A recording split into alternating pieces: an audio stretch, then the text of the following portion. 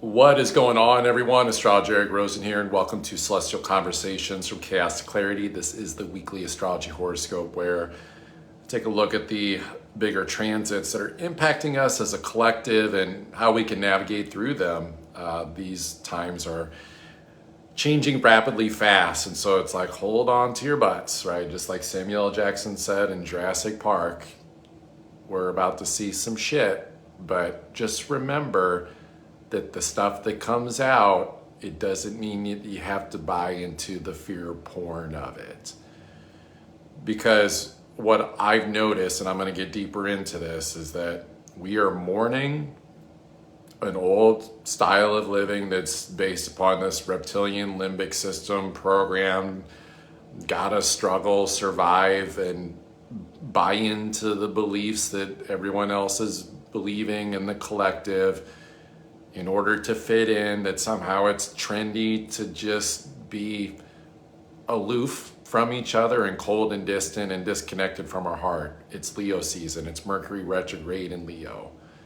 This is a big kite formation that we're seeing this week between Saturn, Mars that's coming into Libra, that Pluto in Aquarius, and Uranus in Gemini. So this is a huge fucking week.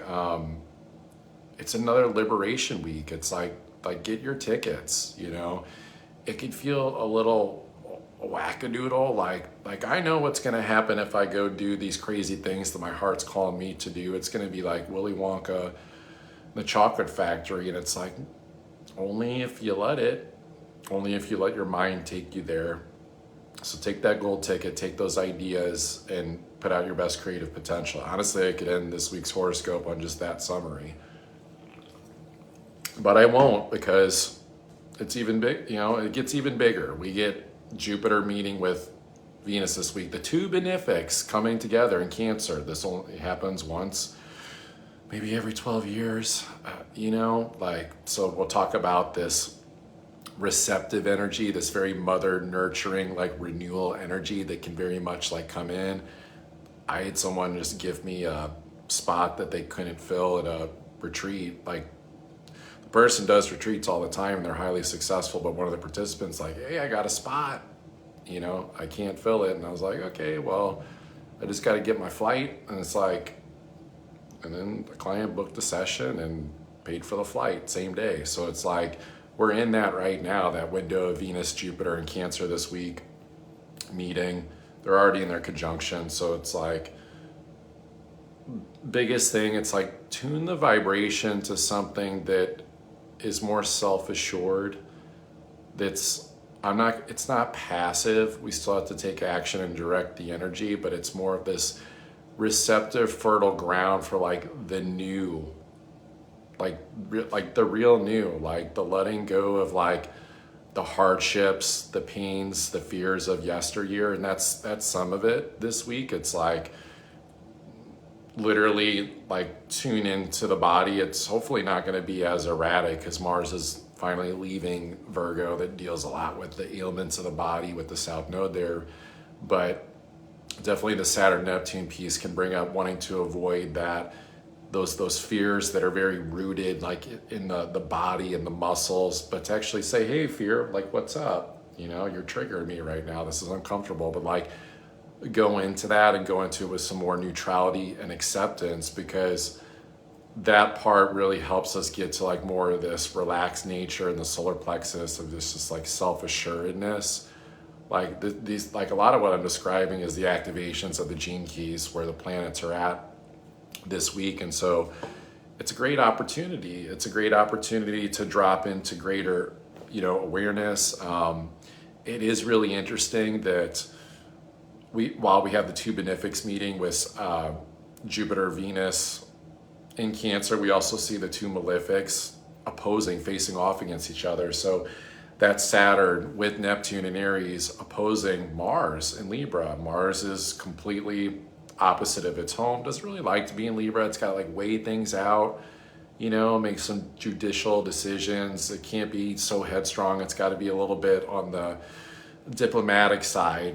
Like Mars and Libra, it's like we need a partner of sorts to communicate with. Like it can't just be like one person. Like maybe like, sure, talk to yourself in the mirror, but like even that, it's like it's still your own identity consciousness. I'm not joking, like talking to ourselves in the mirror is not a bad idea. It just might not like go as far this week during this opposition.